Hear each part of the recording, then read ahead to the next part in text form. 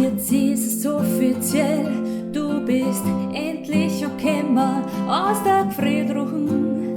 Kann ich ein Stüß rausnehmen, wegen dir in nur mehr von der Wohnung unterm Dach. Du bist der Grund, warum's beim Planschbecken wär'n schwach. Die Nachbarn werfen jeden Tag den Griller an und die Biotonne fängt dezent zum Müffeln an. Der Rasenmäher 24 Stunden durchgehend brummt und aus dem offenen Schlafzimmerfenster so manch Gesänge kommt. Du hast schon richtig gehört, mein lieber Sommer.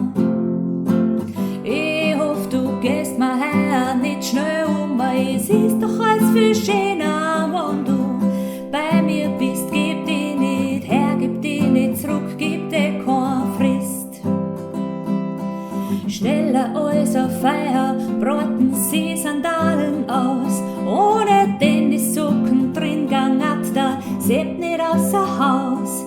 Im Linienbus Nummer 1 fängt's Herz auf Duften an, weil's Axel Deo leider nicht einmal 2 Minuten halten kann. Du hast schon richtig gehört, mein lieber Sommer.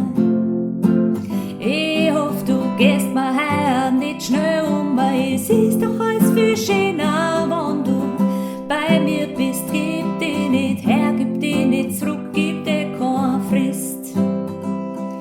Geh, bleib doch noch ein bisschen, ich grüh uns noch gar ein Ripperl. Geh, bleib doch noch ein Zeitl, ich schenk in seiner Seite. Oh, oh, oh, oh. Du hast schon richtig gehört, mein lieber Sommer.